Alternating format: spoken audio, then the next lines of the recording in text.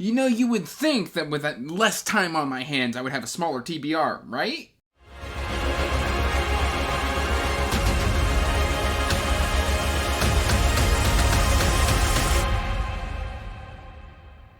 Hey everyone, welcome back to Andrew's Wizardly Reads, and as always guys, I am Andrew, and today I have got my May 2022 TBR for you. But before we get into that, make sure you're liking and subscribing, hitting that bell notification so you can get regular updates for when I put out new content. Also make sure you're checking the description box down below for the link to the Wizardly Duo Discord, as well as links to all my social media and information about my Patreon. And guys, this is actually my second filming of my May TBR, because I had a May TBR that I filmed and I posted and I scheduled. And then everything changed. Like, I made a TBR way too early. Everything changed. And I just threw it up in the air. And no, I'm good. So here is my revised May TBR. And I think I will be moving to an MBR kind of format going into the future, which is just kind of a maybe read instead of a to be read type of deal. But without any really mucking about, let's jump right on in with, of course, the biggest book that I'm going to be reading in May, and this is going to be on audio. This is actually going to be a very audio-heavy month because I'm not anticipating having a lot of reading time, but we have got, this is Stephen King's The Stand. This is a bucket list book for me. Yes, I know it didn't say stand on the dust jacket. It's because it's an aftermarket dust jacket, but I've been wanting to read this for going on 15 years, and it's about time that I did so. This is kind of a specialty sort of dust jacket. It's very, very cool. I love it. I need more Stephen King in my life, and yeah, I'm just going to keep on reading King. Speaking of King, you know, I've got everything all out of order, but, you know, these things happen.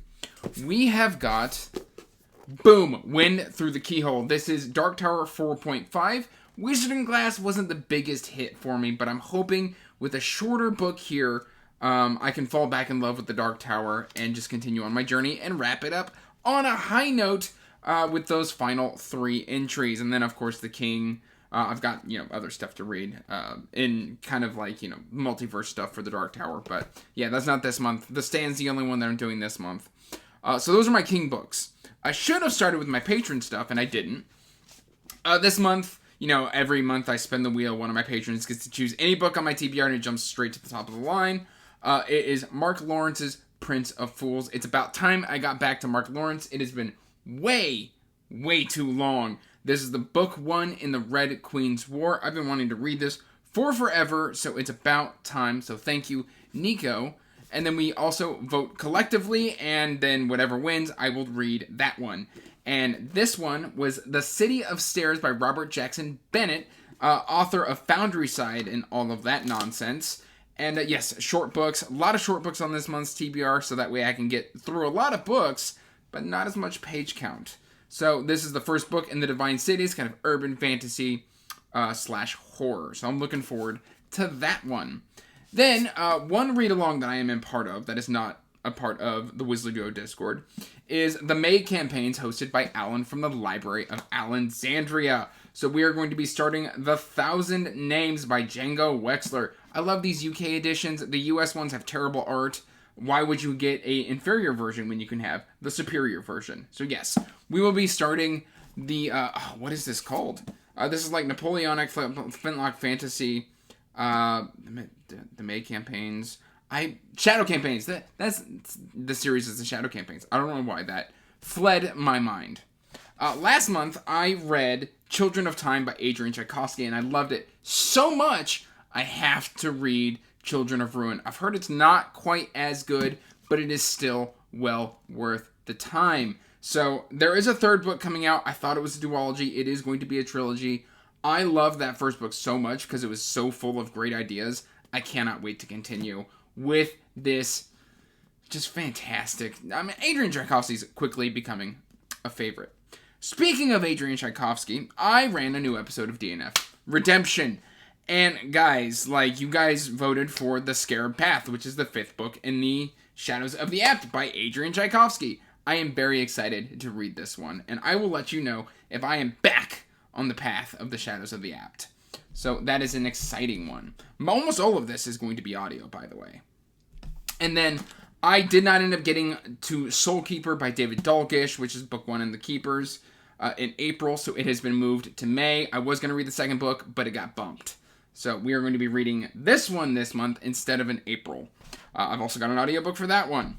And then, of course, continuing the read-along for The Wheel of Time, we have got The Shadow Rising by Robert Jordan. This is book 4 in The Wheel of Time. One of my favorites. Easily one of my favorites in the entirety of The Wheel of Time.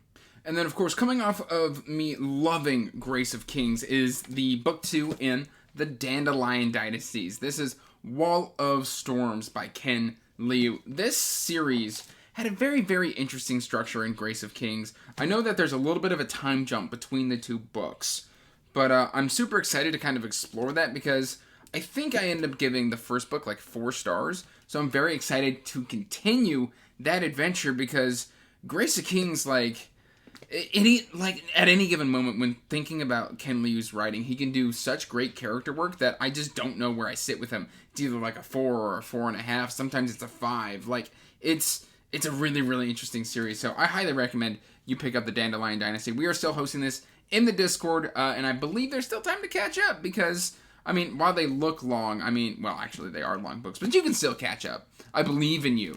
I believe in you.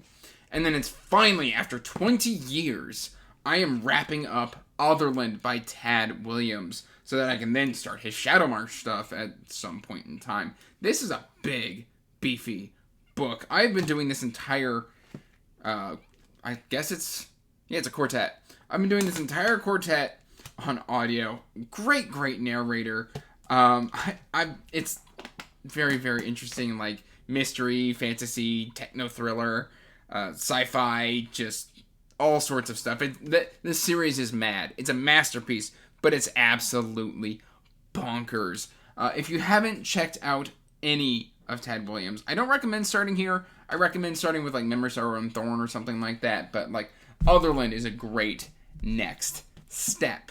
And then of course we've got 4 more books to talk about. So I am planning on reading or listening to We Men of Ash and Shadow by H.L. Tinsley. I won an audiobook giveaway for this very recently. I've heard nothing but great things about it, and it just had a sequel come out, so I want to get the first one in so that if I want to get into the sequel, I can.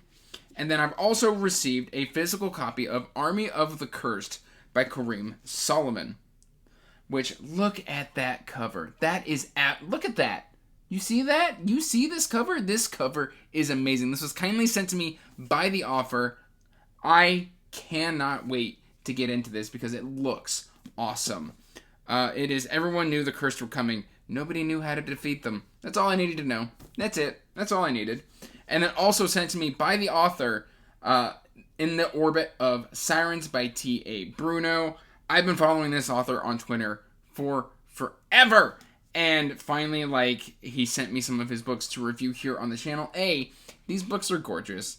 B, like, they feel great in the hand. Like, I love when a good self-pub, like, feels good in the hand.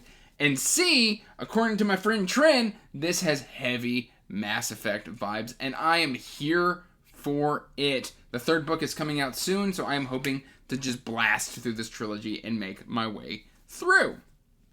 The final book that I will be reading this month is the 2nd book in the Fitz and the Fool trilogy. I am super sad that my time within the realm of the Elderlings is coming to a close here soon. I just started today Fool's Assassin, and this is Fool's Quest. I mean, these UK covers, you can't beat them. Like, they're all shiny and metallic and beautiful, and I love them.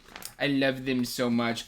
Big, think, chunky books, but I'm here for it. So, if I can count, that's 1, 2, 3, 4, 5, 6. Don't fall. Falling makes us unhappy. 7, 8, 9, 10, 11, 12, 13. So it looks like we're looking at about 15 books with the 2 audios. Or no, I've got another one that I forgot to talk about. So again, there's 16, and that is, I did a video with Jonathan from Words in Time where we each selected a video or a book for each of us to read. And I selected Alistair Reynolds' House of the Suns. So I'll also be reading that one as well. I almost forgot. But guys, let me know. Do you think I should switch to from TBRs to MBRs? Let me know what you are reading this month. Should I read shorter books? Please let me know in the comments down below. And as always, guys, till next time, peace out. Stay magical. Bye. And as always, I want to give a huge thank you to my patrons.